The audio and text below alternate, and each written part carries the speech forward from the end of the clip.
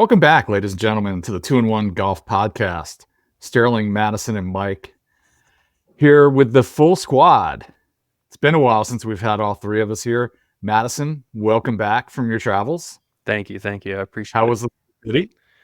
It was windy, but you know what? It felt great up there. It was about 75 the whole time I was there, so a lot better than what it was here, or what I heard it was here. So, but yeah, happy to be back. Yeah, it was pretty hot and gross here. Definitely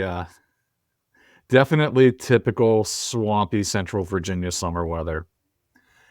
So, two majors last weekend. I don't know who schedules these things, but in addition to the Open Championship, in Virginia, we had the Virginia State Open played at Independence Golf Club, and our own Sterling Simmons played in it. I don't know if you saw the video on Sterling's Prep. A lot of people have. Very well received, and I got to catch some of the action. Saw a lot of good golf. Sterling, what are your thoughts on the weekend? Yeah, Mike, I could have used you on Friday and for the front nine on Saturday. Played great when Mike was there. Played all right when he wasn't there. I shot 75, which is a 4 over in round one.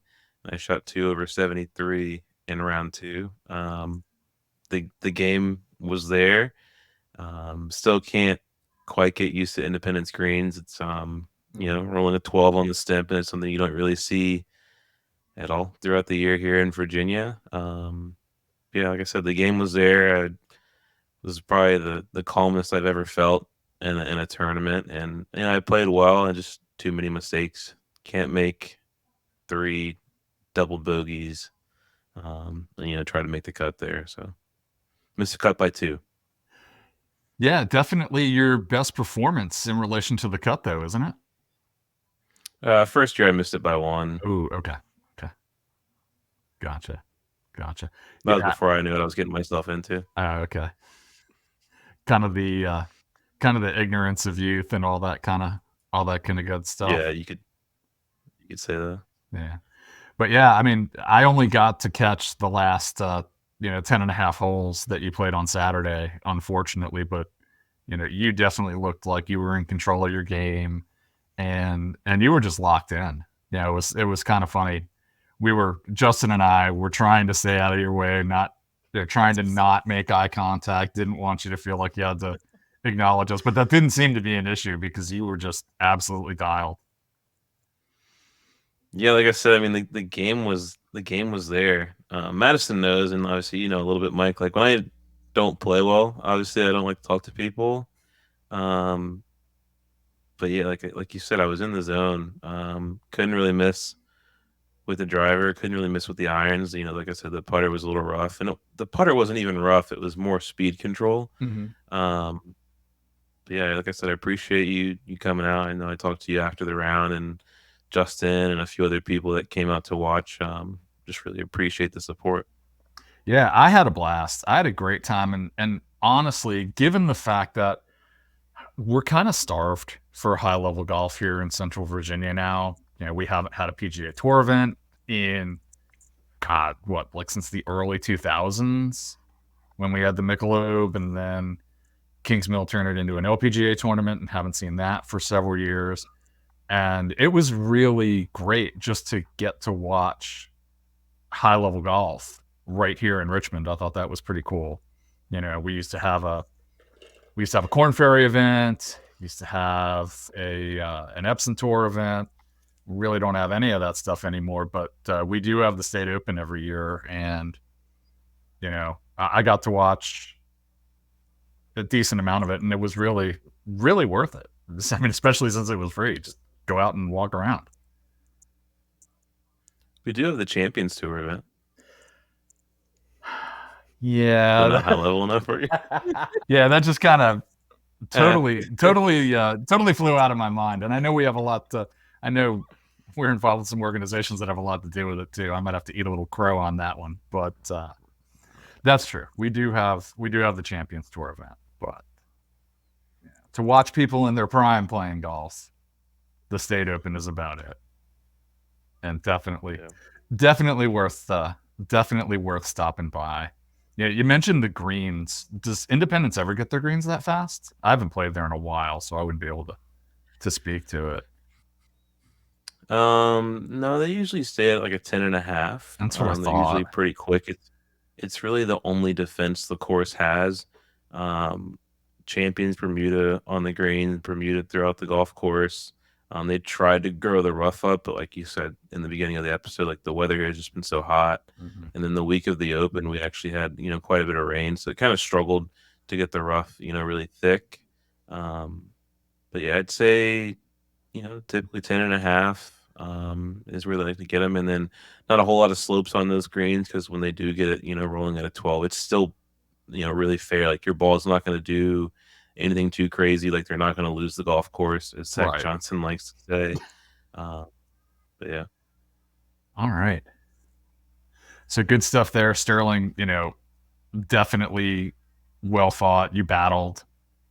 I thought it was awesome to watch that. I was kind of gutted that you didn't get a couple more putts to drop there at the end, and you could have snuck in. Was also trying hard to bring rain for the afternoon, but that didn't seem to work out either. And the cut line just didn't budge, unfortunately. But congratulations, and hope to see you at it again. And next year is the year. I think. I feel like it's trending in the right direction. I appreciate it. Thank you. Yeah. All right, so let's move on to that other Open that was played this past weekend.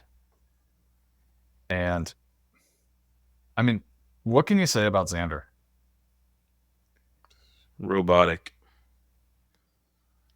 Yeah, I mean, it's cold-blooded. Yeah, I think. I mean, he reminds me a little bit of Dustin Johnson, where he does have a pretty bowed wrist, and he's not the biggest guy, but he hits it pretty far and doesn't make a whole lot of mistakes. Like when you think about DJ at the U.S. Open at Oakmont, like didn't make a whole lot of mistakes, very consistent.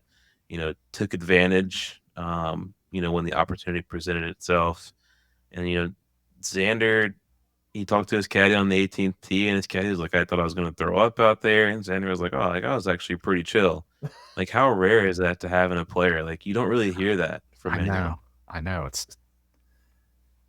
Yeah, again, just cold-blooded is all.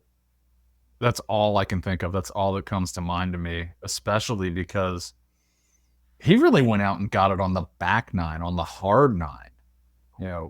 Everyone else was making a lot of noise on the front, and it seemed like he just really, really kicked it into another gear. I mean, I thought for a while there, Sterling, your boy Rosie, was gonna make some magic happen, and was really looking like he kind of had he had one hand on the old claret jug, and Xander just said, "Nope, not today."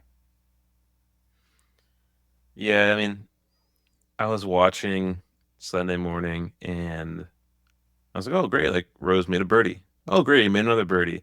But Rose and Xander played together, and if you were watching, Xander was pretty much every hole had a putt for birdie, and just one or half a ball just outside the cup, and it was a tap in for par. I think I saw somewhere like Xander's longest par putt on Sunday was like inside 3 feet, right? Which is insane. And I was like, man, like this is scary because Xander is only 1 or 2 back going into the back nine, and I was like, if he stays patient and he starts to see some balls drop, he could find himself holding the claret jug and being a 2-time major champion this year. Pretty heady stuff. Yeah. Madison, did you get to see it? Yeah, I got to watch. I was kind of in and out of coverage a couple of days, but yeah, I mean, I think we talked about Xander after, was it the PGA, and really just kind of how just very steady. And Xander's been close a lot of times before in a lot of tournaments, not just majors, but a lot of tournaments in general. And it just seems like it hasn't gone his way. And I don't know. I mean, you look at the PGA and you look at the Open, and kind of like you guys are saying, a little bit of that robotic style, but I think that steadiness is really what's kind of helping him, and probably always has, but we're kind of starting to see it pay off now. And you talk about being robotic and just very even keel through the whole round. And the other player that comes to mind that you can really kind of see that with is Scotty. Neither one of them really show emotion throughout a round. Like you couldn't tell if they were, 3 under or 3 over. They're just very even keeled the entire time. And I know we're going to talk about it a little bit later because it's already gone back and forth in our group chat about player of the year. But you just look at those players and they're both kind of seeing that success. But extremely happy for Xander. I think it's been a long time coming and really starting to see all of that pay off. So hopefully takes it through the back half of the year and it comes down to maybe a head-to-head match for the FedEx Cup. Yeah, and so flashback, I guess 2 months ago to Quail Hollow, and Xander's leaving with tire tracks on his back. Rory has just absolutely run him down and made him look like a little boy. And I know I was thinking that God, that's got to affect Xander. That's to have that happen to you has got to affect him. And yeah, obviously it did because he went and won 2 majors after that. And I've heard where he said that he was getting a little pissed. He was insert the Michael Jordan quote in here, and I took that personally. And I thought it was pretty cool to see that he played cool, calm, and collected, but there kind of was that chip on his shoulder, and yeah, I think it's scary now that the lid's come off. I know we're going to talk a little more about Player of the Year, and I wonder what else he's going to do the rest of the year. So how about other? How about the other contenders? Definitely some interesting storylines out there. We mentioned Rosie, and I thought that would have been just an incredible story if he could have made this happen in his 40s, went through qualifying. I mean, what kind of an awesome story would that have been if he had paid it off, going through local qualifying to play in the tournament? A lot of guys don't feel like doing that, don't feel like they should have to do that. And, he goes out and plays the qualifier because he loves this championship. He loves playing in majors. And I mean, that kind of showed me something about him. I thought that was pretty cool. Yeah, I mean, pride and country, right? I mean, when you think about Justin Rose and his Open Championship career, I feel like the first thing that comes to mind is him as a young amateur. I can't remember what year it was. Definitely in the 90s. He holed out on 18 to finish T2, I believe. And everyone was just like, wow, like, this is our guy. Like, he's going to be the next whatever for English golf. Nick Faldo, I guess. It never came to fruition for Justin Rose. And like you said, like, you thought this was going to be it. He had one hand on the jug. He's wearing the same kind of outfit that he wore in that Open, the burgundy top, black pants, trying to bring those good vibes. It just doesn't quite work out for Justin Rose. Being a Rosie fan, I remember 2014 Masters, I believe it was, maybe it was 2015 Masters. You lose to Jordan Spieth. You shoot 15 or whatever under at Augusta, which usually wins that tournament. No doubt. Okay, there we go. 1998, Roe Birkdale.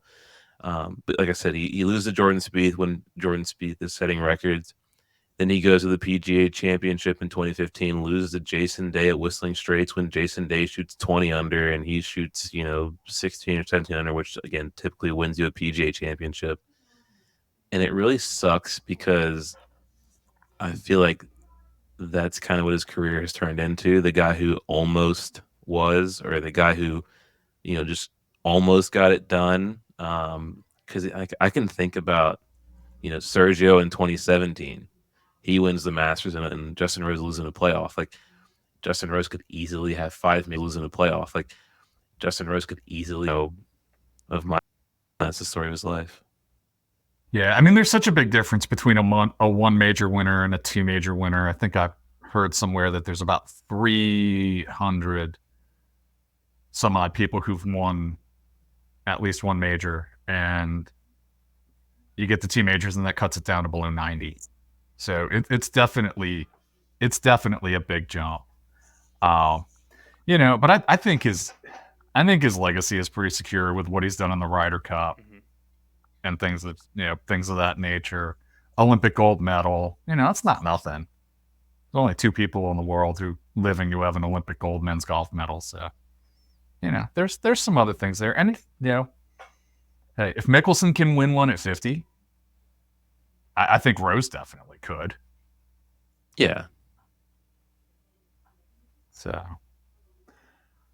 Billy Ho, shocking, absolutely shocking to see how he played. I'll tell you, he was kind of my heart pick on Sunday, with all my usual guys out of it, and I really wanted to see him do something, and it was tough to see him play his way out of it, but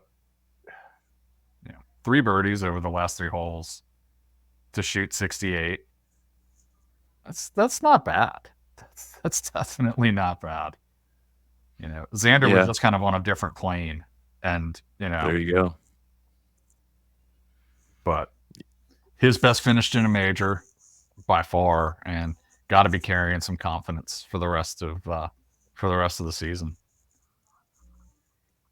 What did he say Saturday night that kind of put you in that, like, he said something and it kind of put me in this, like, man, like, I actually wouldn't mind seeing Billy Horschel win a major championship. He digs this. He's into links golf. He's into playing in Europe. He plays other tournaments on the DP World Tour. He plays at Wentworth. He plays in the Dunhill. I think he's won the Dunhill. And, I think he kind of fancies himself as a quote unquote world player. And I think that's pretty cool because there's so many guys who, it's hard enough just to get them to go over for the Open Championship, and for him to, really embrace that, embrace British golf, embrace links golf. I think that's pretty cool. I think he's doing it right. And that was kind of like, yeah, I'd be into this. I would really be into this. Yeah. Real quick, can we talk about the draw? Sure. Because I think that was a big story. Isn't it always? After this Open Championship. Yeah, I think, but this year more than other years, because you wanted to be late early, because Friday late was nasty. Yeah. Dustin Johnson came out and said it was like the toughest 9 holes he ever played. Minwoo Lee shot 9 over on Friday after being even par, like top 15 after Thursday. And I'm sitting here thinking like, oh, we got a real chance here. We shoot, even par again. We're in the top 10. Nope, didn't happen. But, Xander was that late, early. I know Justin Rose and Billy Horschel, they were the opposite. So they played some really great golf. But yeah, just the conditions really changed Friday afternoon. Yeah, looking here, and they're showing that it's one of the biggest splits that they've seen in late early. So, definitely. I mean, I think that's one of the fun things about the Open Championship. They send everyone off one. They start early. Yeah. They finish late. There's that element of chance that is just kind of one more obstacle that you've got to overcome. And I know a lot of pampered PGA Tour pros don't like that. They want everything to be fair, and they want everything to be even, and they want everything to be equal, and they want the bunkers rigged a certain way, and they want all of that stuff. And I'm here for the chaos, man. I am absolutely here for the chaos. Sorry. watching Madison down there just shake his head. I thought it was pretty cool that every group had a bunker person. The seventh hole or the eighth? What's the eight. postage The stamp? Is that postage 8 stamp, or the eight. 7? The Yeah, eighth hole. 8. That hole has its own bunker person. They just stay there all day and rake that one. Yep. I thought that was cool. Did you Also, watch? Oh, I'm sorry.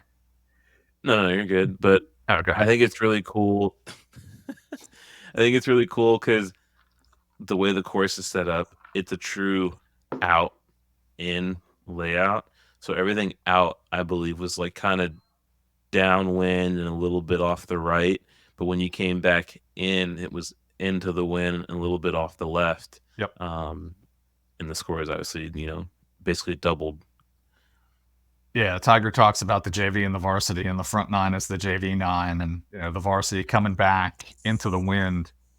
That's the varsity, and that's I think what made Xander's performance on Sunday all the more incredible was that he really didn't pick up a whole lot of ground on the front. He was getting it done on the back, which was supposed to be so much harder. But yeah, what I was going to ask is, did you watch any of the dedicated coverage of the 8th hole? I didn't. Yeah, I did. I watched that for about an hour on Thursday night. Had that on the old YouTube TV DVR, and that was really cool. Just watching everybody go through there and see how they're playing that little 100 and some odd yard wedge shot. And getting to see a dude rake the bunker. I mean, he was getting a workout. There were a lot of people. A lot of people in that bunker, and I thought that was really cool. Also, love listening to the DP World Tour commentators. Kind of a breath of fresh air there.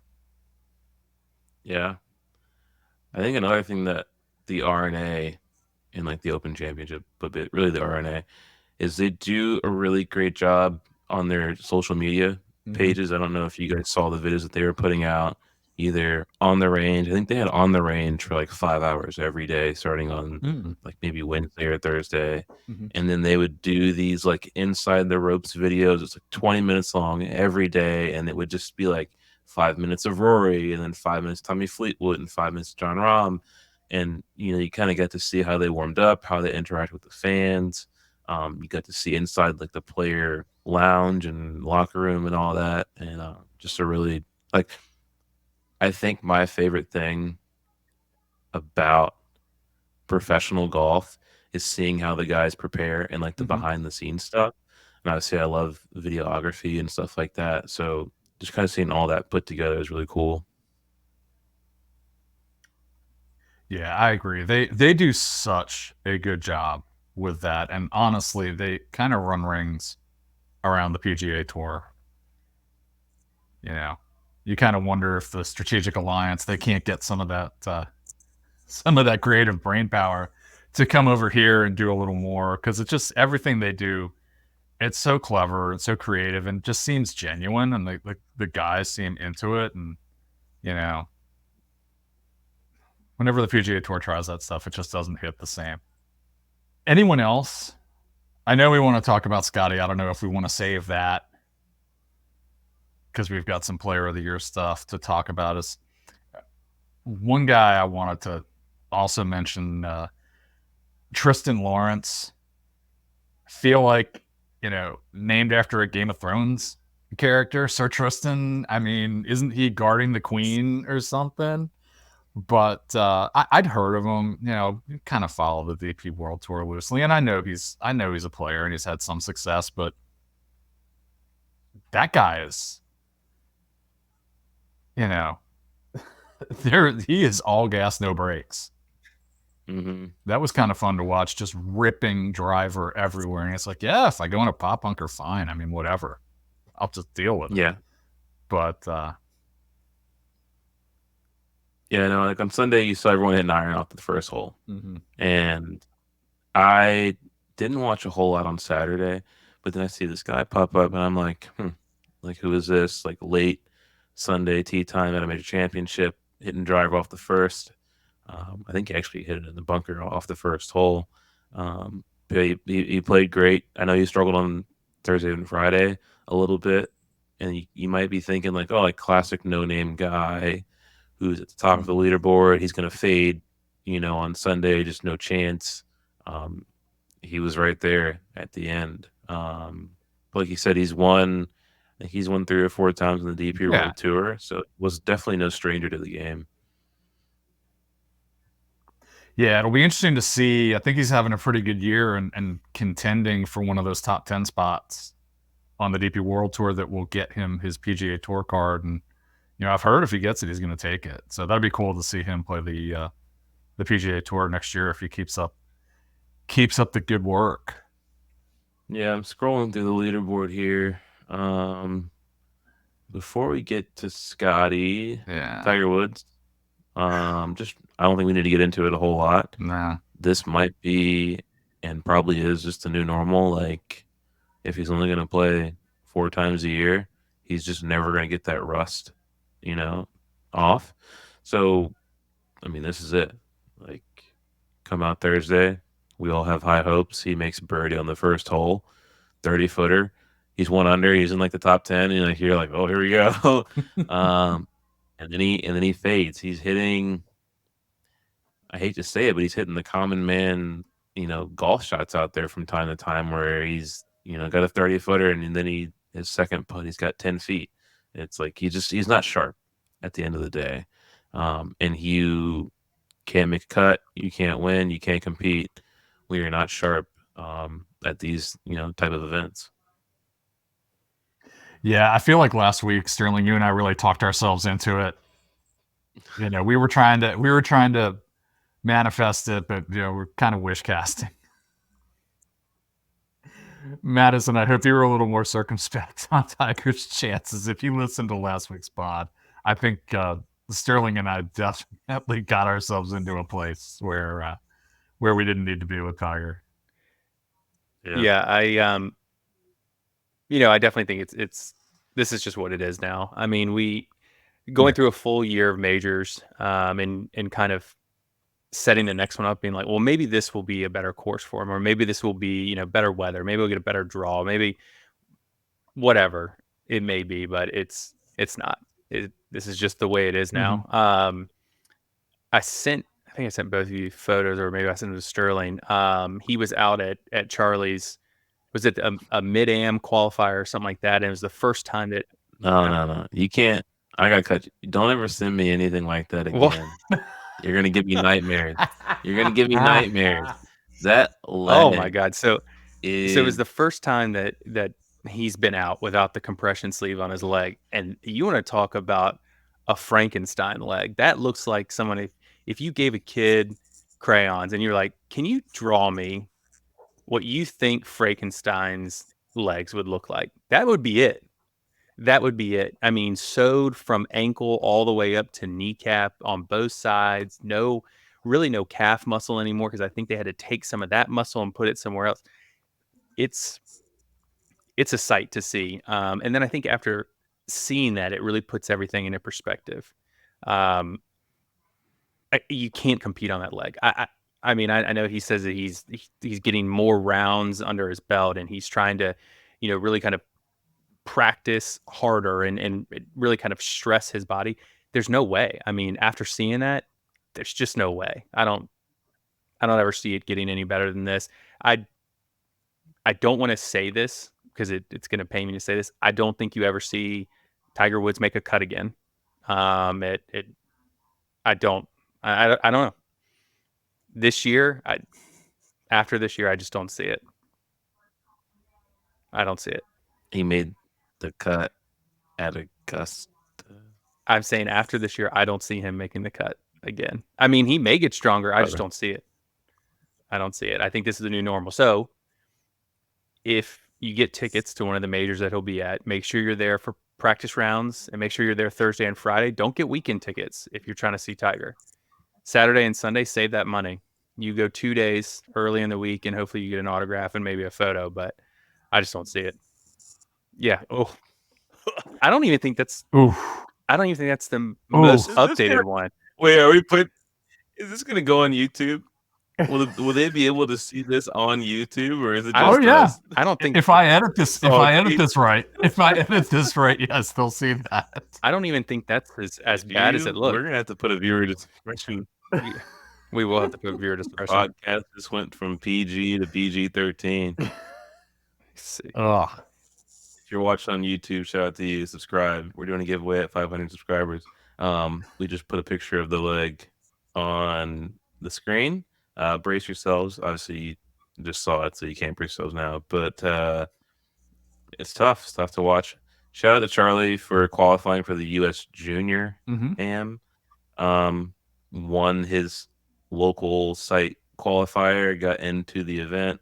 Unfortunately, not playing his best now, and it's tough because everyone's out in, I believe it's in Detroit, watching. Okay, you're seeing There's it again more of now it. for the second time. That's got to be the most recent one, because that one, the one that Mike showed, didn't look like it had the stitch all the way down. I mean, that looks like someone has put a zipper on his leg. There's a zipper on the side of that leg. Oh God. We see it. Yep. We've all seen it. Speaking of nasty and rated PG-13, Donald Trump's putting stroke. Have you guys seen that video that Bryson I put have out? not seen it. Breaking 50. I have not. We sat in the office today and we slowed it down. And the putter is, he takes it back square. He hits the ball square. I don't know what he's doing after impact, because as soon as he hits the ball, depending on which way the putt's breaking, that's the way he like twists his face. It's going left, he shuts the face way after impact. It's going right, he opens the face. It's the strangest thing I've ever seen. How is that man a 5 handicap? I don't know. I have not seen it. I've seen his swings and everything, and I think that I saw a video of Riggs doing something similar to that, so maybe that's why he was doing it. But yeah, I don't know. Yes. I mean, it's kind of like you hit an iron shot. You know how Tiger hits that big cut, and he has that helicopter finish at the end. Maybe you figure, if I need it to break a little left to right, I'll put that spin on it right at the end, and I don't know. Yeah, if you get an opportunity to go watch that one, it's really funny. And classic Trump, like he's parking the cart On the inches green. off Yeah. the green. Oh my goodness, it's crazy. Guess when you own the course, you can do that. That's what he said in the video. Yeah. I did want to ask this question before we move on, just as we're exiting Yeah. major season. The big conversation after the separation and, the beginning of Live and PGA about who's going to be allowed and how they'll do all that. So after a full year of majors again, the Live players that really stood out to you, and what would you give, other than Bryson, what would you give the rest of the players a grade if you had to? An overall grade for the Liv's performance in majors? Why are we leaving Bryson out? Bryson's an A. I mean, he's an A+. Because he won one. Well, he won one. He was Let me ask you T6 this. at the Masters, second at the PGA Championship, won the U.S. Open. I mean, that's pretty good performance right there. What grade would you give him last year? Well, I'm talking about this year. I'm talking about 2024. Yeah, but I mean, Brooks won last year, and we didn't talk about it then. We weren't giving the other Live guys a grade, and now We're giving him a grade now. well, is it because John Rahm went over there and he had one top 10 in a major championship this year? Well, not just I mean, Didn't I'll play at Pioneer. indulge. not just I'll John indulge. Rahm. Rahm. I just think it's a little No, disrespectful. I'm not talking about them individually. I'm talking about the entire group. Oh, you're talking other about the tour? Yep, all of them. Oh, a C maybe. A C. If you're taking Bryson out, Which is ridiculous. How was it? well, I mean, yeah, but otherwise it's an A. I mean, I see where you're All right, going. how about- Yeah, I give Liv a C. Basically, they really didn't do a whole lot else other than Bryson, who had a phenomenal major. C? Is that on the new kids grading scale where it's a little bit easier to get C's? Yep. If we're talking about it, they get D- from me. I mean, Let me see here. Like Sterling's a tough grader. John Rahm, the only one to finish inside the top 25 for Live at the Open.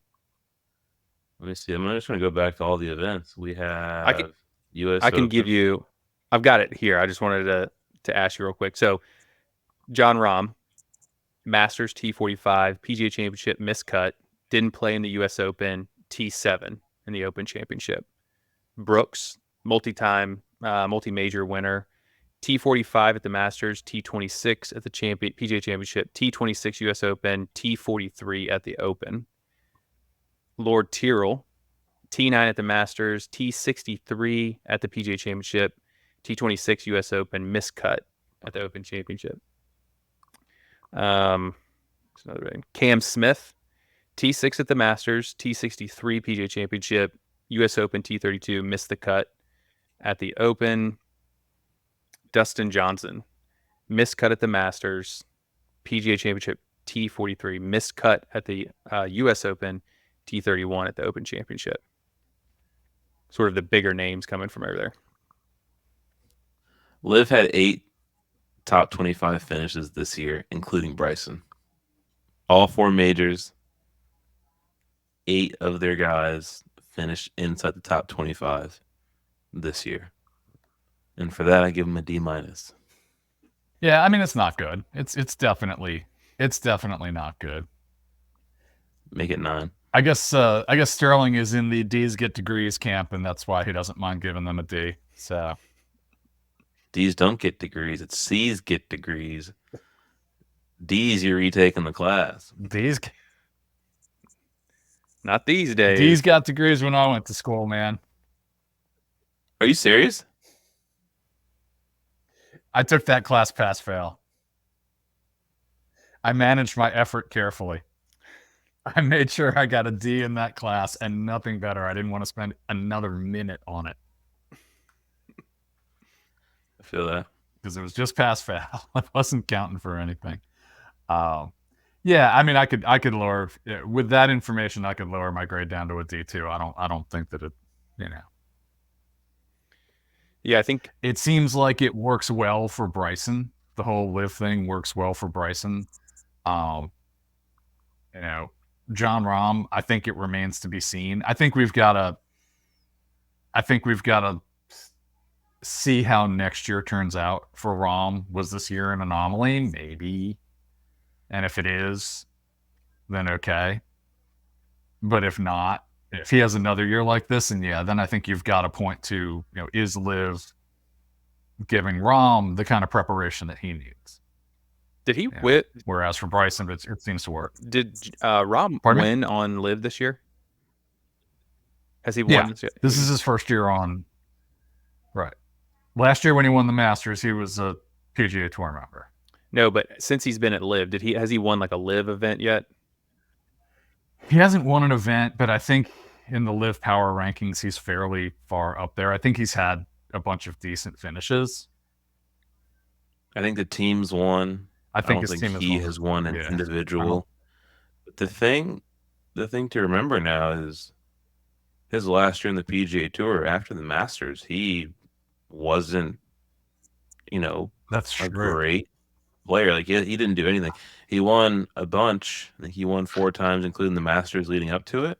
After that, maybe that's when he started getting, into talks with Greg Norman and Liv. Mm-hmm. Maybe that's kind of what threw him off. But yeah, he hasn't been the same player since. Yeah, they're really kind of, and I know he hasn't been over there a full year yet, and I think people can cut clips to make something seem one way, but there's a lot of clips that have been posted, and it doesn't seem like he's super happy. Kind of maybe with the atmosphere a little bit. He's complained about the drones kind of flying over and some of the noise, and if I remember correctly, while he was on the PGA Tour, there were several instances, I think, where he's a big guy where he's backing off shots if someone's moving or anything like that. So it's kind of an interesting format for him, and maybe he just hasn't grown fond of it yet, or really kind of gotten used to it. I'm sure when the check hits every week, you get a little bit more happy. But yeah, there's been a couple clips where it just doesn't seem super happy over there. Yeah, I mean, he's always been a little chippy. He can get a little cranky at times, no matter what. I mean, I only went to that one day of that one tournament out in Vegas, and honestly, the atmosphere was just flat. It was dead. There weren't enough people to make too much noise, to be honest. But I could see at some of the more crowded events that if there's gallery noise and drones and music and that that would kind of set him off. I mean, I feel like for Rahm, it's been kind of a lost year. With only one decent finish in a major, I think you've got to chalk it up to this year just being lost, and that I think just puts a lot more pressure on next year and how that all turns out. Because it looks like he's going to be stuck on live for another year.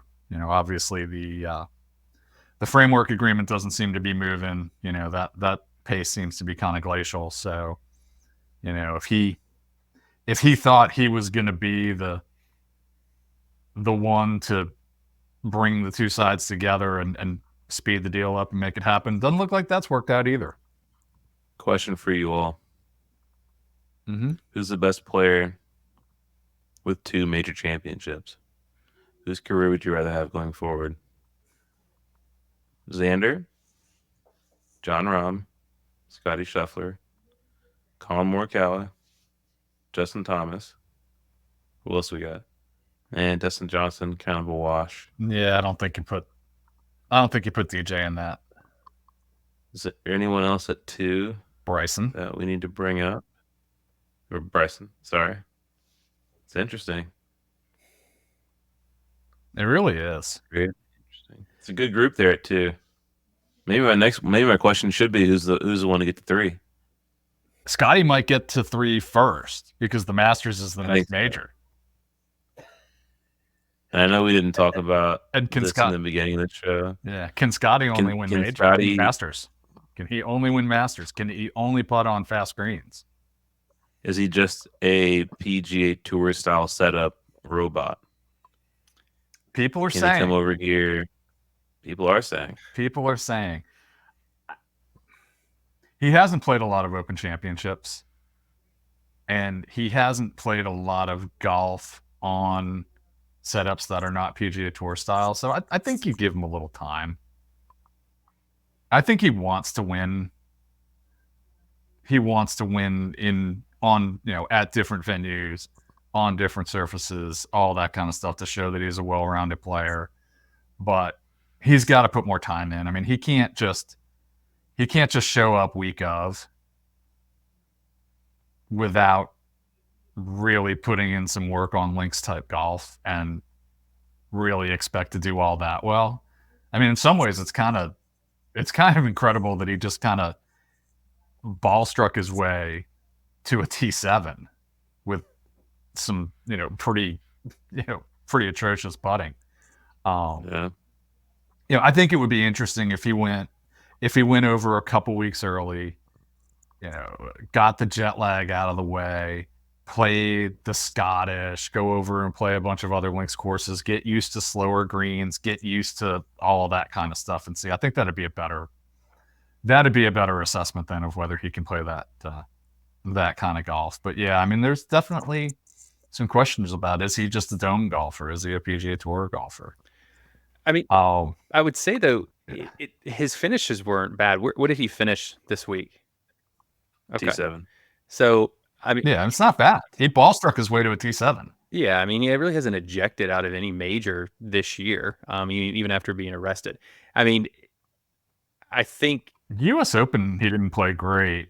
Where'd he finish? Get out of the camera. Bottom of the leaderboard? Yeah, wasn't that pretty mediocre? I don't remember. That was right. Yeah, I think he barely made the cut on he made the cut on the number. He finished T41. Yeah. Okay. I mean, that's the one that kind of stuck out like a sore thumb. So a win, as far as his majors, T8 this year, T41, and then a T7. What are you trying to say? I'm saying I don't think he's just a dome golfer. If he would have missed the cut this week, or if he would have really finished bottom of the leaderboard, then you'd be like, well, can he play all different types of of courses. And I think it is what it is. A better player won this week, and that was Xander. I don't think there was really anything. I know people were trying to make the story Ted Scott was sick this week, and maybe that was whatever. I mean, I don't think that's what it was. It just Xander was the better golfer this week. I'll be honest. At this point in time, and I'll admit to recency bias, I feel like Xander is almost Scotty with significantly better putting. He's almost Scotty tee to green with significantly better putting. And if the lid stays off, because it seemed like for a while there was always that one putt that he would miss down the stretch, and then all of a sudden he would start to fade, this being Xander. And now even that putt is going in, and it's not just a bunch of high finishes, but with two major wins. I think if the lid can stay off, then Xander's a better putter than Scotty is. And I think Scotty is going to, he's going to win more majors because he's going to have decent putting weeks. And when he has a decent putting week and he hits the ball the way he does, he's going to be fine and he's going to win. But, I feel like Xander's a little more sustainable. Bryson, it seems like there are certain setups where he's going to do real well, and other ones, he can't figure out the wind, man. That's the one thing he can't figure out is the wind. He can't put that into the algorithm and have it spit out the number that he needs. And I think that's going to, completely just baffle him. Yeah. And let's not kid ourselves. He didn't really win that US Open. Let's not forget what Rory did. And I feel like just the randomness of the non-fairway area at Pinehurst, everything. Yes. It's not everything, but a lot of those lies broke his way. He could have had a couple more bad lies with the tee shots he hit, 100%, and had a couple more pitch outs, and he could have easily lost by 2. The worst one for him was on 18, and that was it. This is the last hole of the day. Right. Morikawa, I don't know, man. I mean, he was my pick this week, but not feeling it. I feel like he's going to be stuck at 2 majors. He might be. He'll be there for a while. Yeah. I think. Yeah. So, because I think it's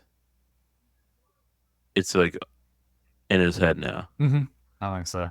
Or the first 2 a fluke, especially that first one. So since we're kind of I think he's seeing people. Since we're on the topic, yeah, he is seeing people, Mike. Go ahead. Not the right people to help him close out on tournaments. Yep. But since we're kind of talking about it, we said that it was going to be a discussion today. But early player of the year prediction, we're obviously putting it at Xander. Xander versus Scotty.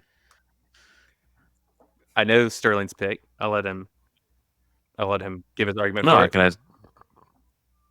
Yeah, there's no argument here. I mean, PGA Tour Player of the Year is Scotty Scheffler. The Player of the Year is Xander. They're 2 separate awards. That's all I have to say. So you're talking about you cut the year off right now. It ends. We don't play any more tournaments. We hand out the award right now. You think that's how it breaks? I mean, unless Xander wins like 2 events in the playoffs and wins the FedEx Cup, which I think is totally possible. I mean, he loves East Lake. I know that. Yeah, I mean, he plays great at East Lake. I think that.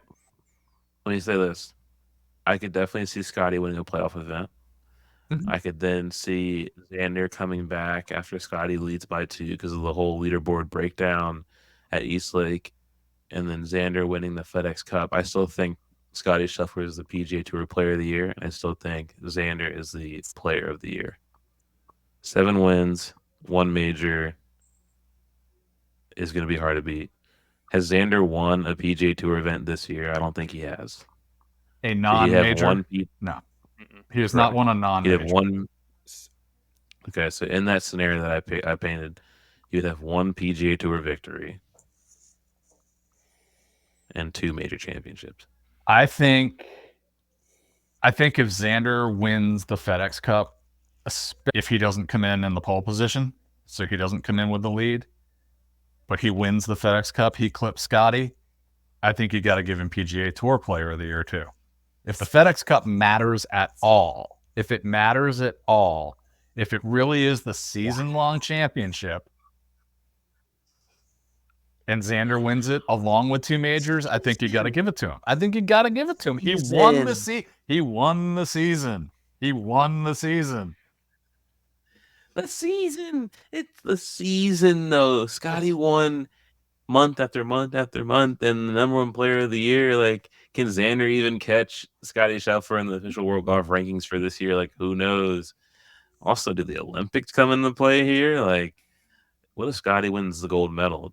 Then maybe that changes the player of the year. I don't know. The thing with the Olympics, I mean, I want the Olympics It's a weak to field. I want the Olympics to be a bigger deal, but the field stinks. Shout out to my Nationals for just getting crushed 12-3. I was just gonna text my dad to see if he wanted to go to the game today because it's up in DC at 6:45. Good thing we didn't. Oh my God. So when you look at the resume for the year, right? Obviously, Scotty has 6 wins. 6 wins. So he's played 16 events, has 16 made cuts. Xander's played 18 events, 18 made cuts. Scotty has 14 top 10s. Xander has 12.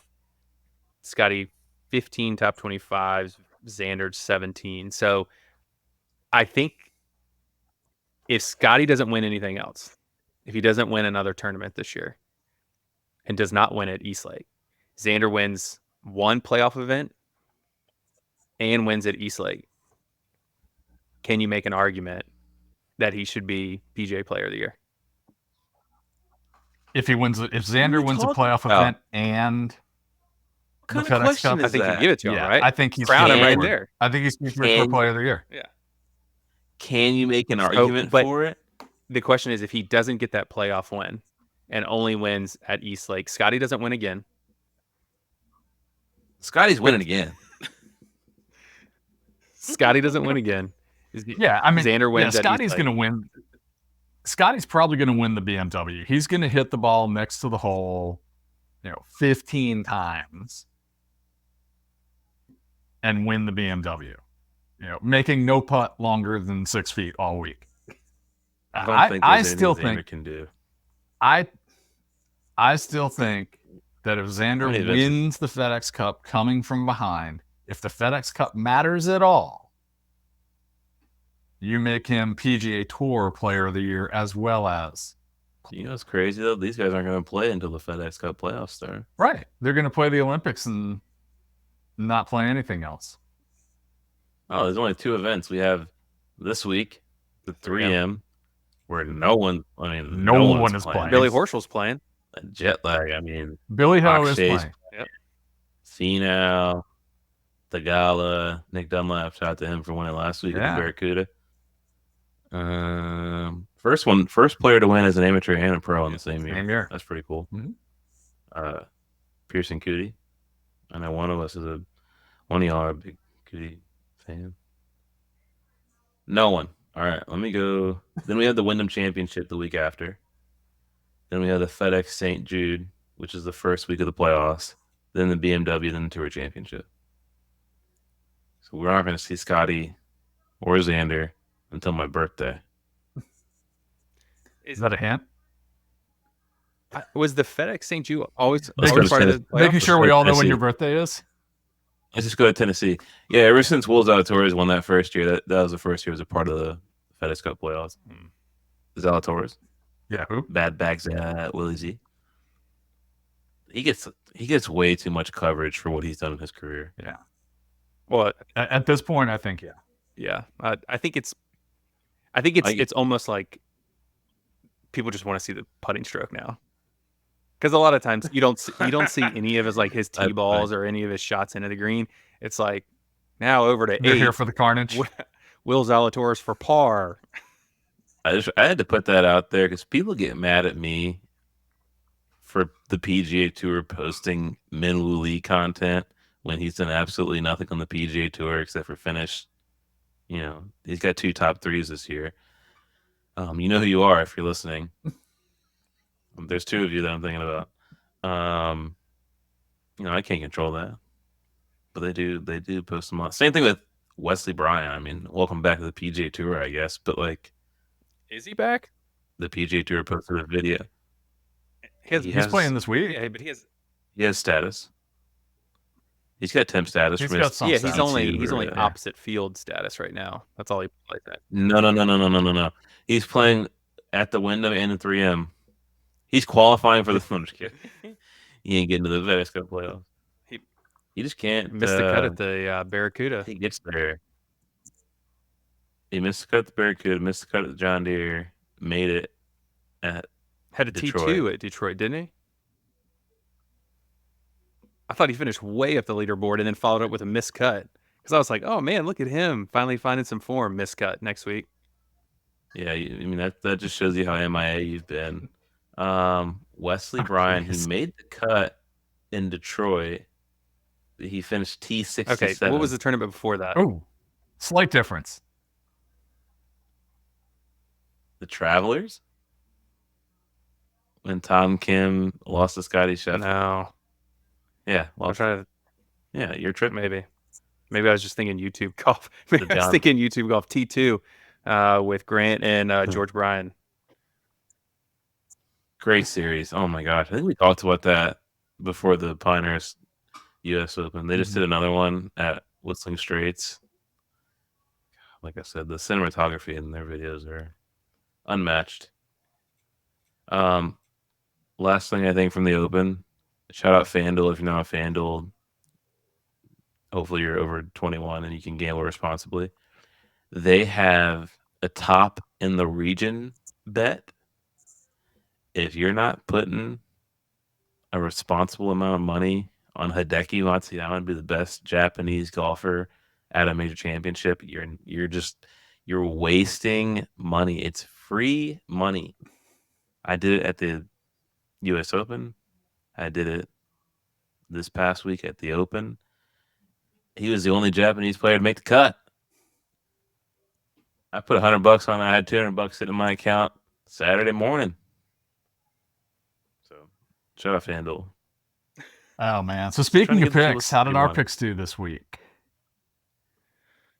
I think I won. Running down the board. So, Adam Scott, 10th, beat out Colin Morikawa, who I had at T16. Madison had... Ludwig. I think he went home early. Ludwig. Cut. MC Hammer. Put some money on him. My amateur did better than him. You talk about a dome golfer. He just played. He played the Genesis the week before and had a top 10. Not a dome golfer. Wasn't he leading after the first 2 rounds? Couldn't get it done. He was. One might say he was trending down. People are wondering what's wrong with Ludwig.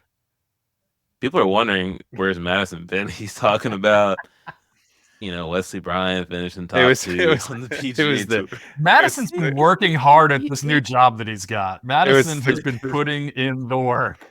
It was the Corrales Punta Cana back in April. That was the event that got him his conditional status on the PGA Tour. Right. I think he had one good round. He lost to Billy and I think Horschel. it's because he had like one good round in Detroit, and I don't know.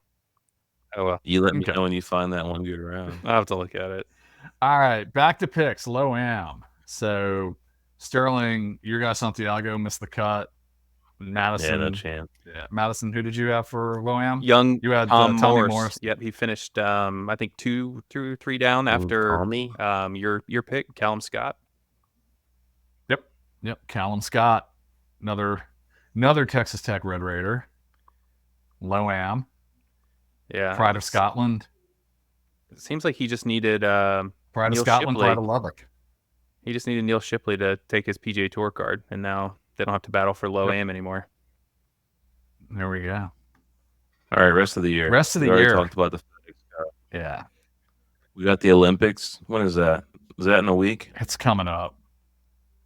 Is opening it before the ceremonies? FedEx Cup playoffs? Yeah. Oh yeah. Aren't the opening ceremonies Friday later this week? Opening ceremonies are on Friday. Give me Nelly, give me Scotty. It's pretty simple. Aren't they? They're going back to the Ryder Cup course, right? Yeah, they're going to Le Golf National. Ooh. Yeah, I don't think Scotty played in that one. He did not, but Xander did, didn't he? Mm-hmm. No, I don't think. What, the Ryder Cup? Yeah. I thought he did. I don't know. What year was Whistling Straits? It was 20. It was 2021, but they called it the 2020 Ryder Cup. Yeah. Yeah, Le Golf National was that would've been 2018. 2018.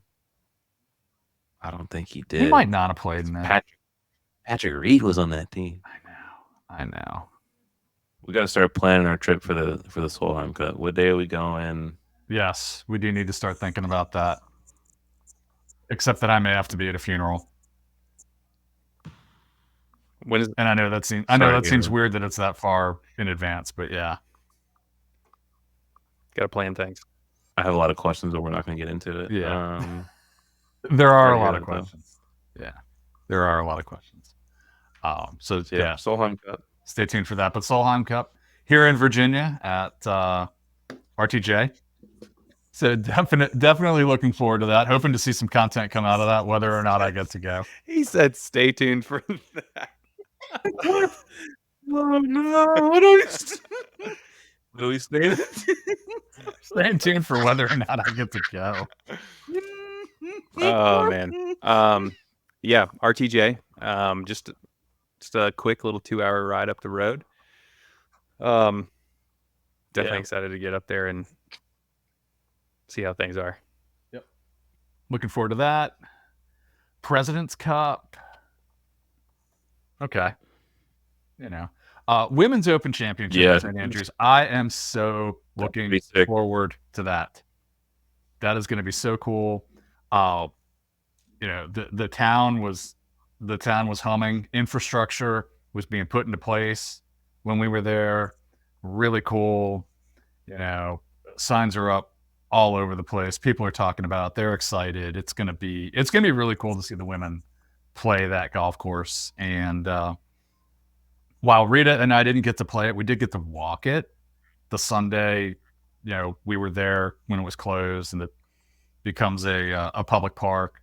So it was pretty cool to get to stand on the 17th tee and look at the railway shed, and oh yeah, that's where they're gonna hit it. They're gonna take it over the O, and so definitely more appreciation for the golf course now that I've gotten to walk it. So really looking forward to that.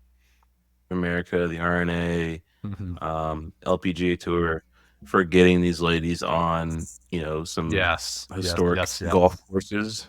It's been great. Yeah, awesome for the game. Rest of the year for us, Sterling. Do you have any other major competitions coming up, or is your major season pretty much over? I wouldn't say major. I do have some more competitions. I got 4 more events, really 5. We have a kind of a heavy end of the year schedule. I'm in the Sweet 16 for our match play event.